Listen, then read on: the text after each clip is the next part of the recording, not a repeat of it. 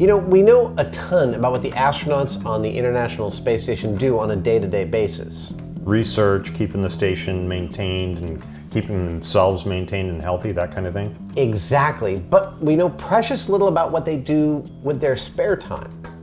Well, how much spare time do they actually have? Now, this is an interesting question. Get this, on the Skylab 4 mission, the astronauts got so kind of crushed by the amount of work that they were required to do that they took what would be politely referred to as a French leave. A French leave? They played hooky. The thing is, NASA now builds free time into the astronauts' schedules. So what do they do with that time? Well, there's only one way to find out. We ask our guy in space. All right. Hey guys, I hear you have a question about life here on the International Space Station. Indeed. We were wondering what a typical day in space is like for you. What do you do with your spare time? Most of the time, we get up about 6 in the morning, have a little bit of time of prep in the morning. You work all day, grab lunch where you can. We try to have dinner together. There's planning meetings with the mission controls all around the world. And then in the evening, maybe have a little bit of time off. On the weekend, you clean the laboratories, you get ready for the week, catch up on email, catch up on sleep. You exercise 2 hours a day. It's a busy place, but we do have a little bit of spare time. Maybe play a little music, maybe look out the window and take photographs, or maybe play a game like, I don't know, play Scrabble or something. Wait. You actually play Scrabble in space? Yes, we can play Scrabble in space. Just keep it velcroed to the wall or the ceiling. But we also play a game called Space Darts. Space darts? I would think darts would be dangerous on the space station. Yes, regular darts with the high speed and the heavy weight and the sharp point would be a bad idea here on a space station. But because we're sort of weightless, we're in a microgravity environment, you can make darts quite different. So here's what I designed. You take a heavy weight at the end, in this case it's just a camera battery, and you stick a piece of Velcro on the end. Then you use tape to put a couple zip ties on it, and then just a piece of paper as the feather on the end. And this becomes a space dart, and you can throw it really slowly, and it'll be nice and stable. You think you have any room for more games that only work in microgravity, Chris? Well, yeah, sure. Do you have anything in mind? I'm sure we can come up with something. Oh, yeah.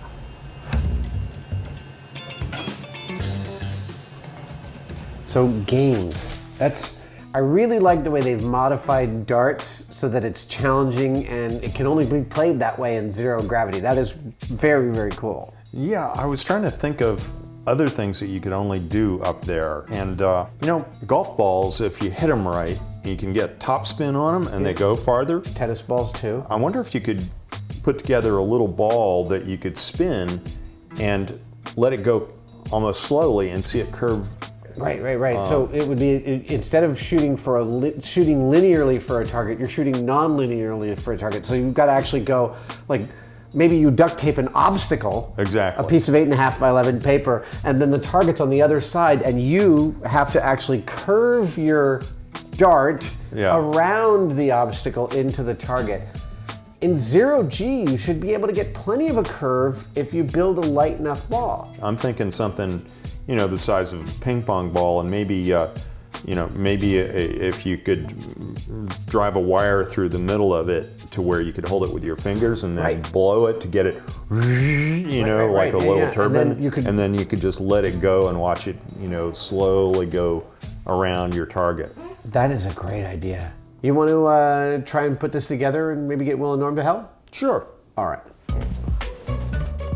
All right, Jamie, so on the International Space Station, Commander Hadfield, they have their Space Darts game, but they use a weighted object with Velcro. It's not real darts. So for our game, they actually don't have balls, no ping pong balls, no baseballs. How are we gonna make something for them? Yeah, I was thinking about that, and they do have tape, and so if you pull off strips, rather than just making a random ball, Clumping it up. Yeah, and clumping it up, you can actually twist this stuff and end up with a kind of a string that you can then coil into spiral shapes that will allow you to more precisely control the ball, the shape of the ball, as well as it'll allow you to put an axle right down the middle. If you make a ball that is just big enough for you to hold between your two fingers, and if you put a little textural something like little paddles or something, you can hold it that way and blow on the side of it. You could probably get it spinning quite nicely. That's actually pretty cool. That's really cool, yeah. That worked out really well.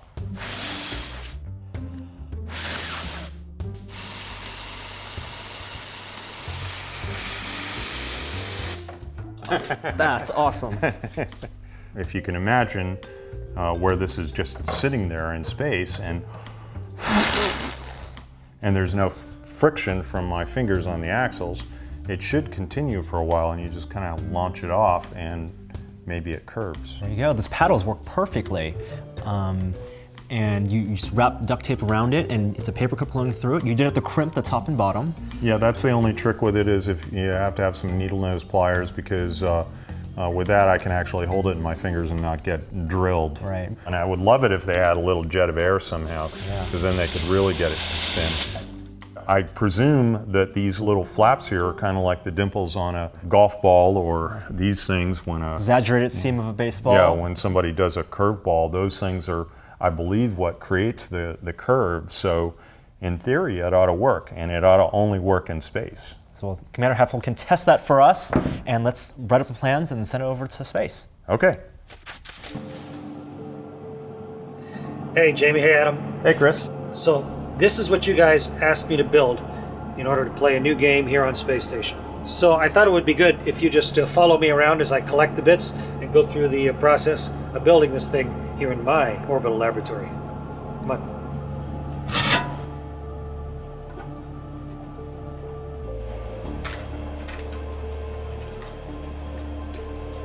2-inch tape.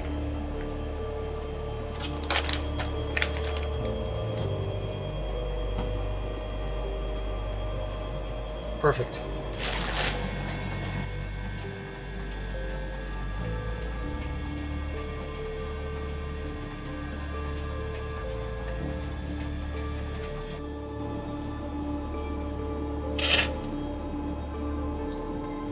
So I really enjoyed the game you guys came up with.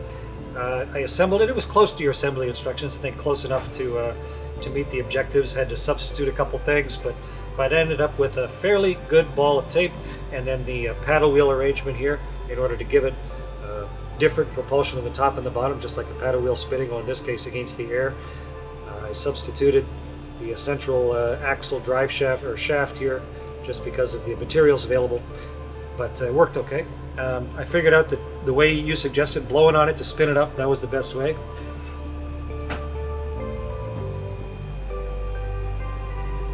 It's very difficult to get a nice straight vector out of it here, but what I did, I think you could definitely see that it curved. But to turn it into a reliable game, I think there's too much shotgun spatter to try and get your initial launch vector to be able to get good at accurately curving it over something. I think the basic idea works, and it's kind of a fun game to have on board, fun thing to look at the physics of it, but I'm not sure it's going to catch on as a universe-wide sport. Very cool. I'm really glad we were able to at least take some of your time in an interesting way. Sure thing, guys. Glad to have you aboard. I think between, though, the 130 different experiments we're running all around the laboratories, the chance for board games, and space darts, and now space curveball, there's never any shortage of things to do here on the International Space Station. It's time to go make dinner. See ya.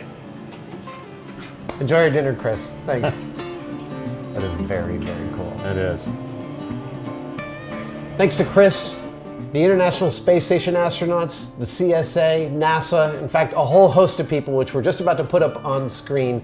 In short, we are really grateful for the opportunity to come and play and talk about science of being in space. More space videos on tested.com. See you later.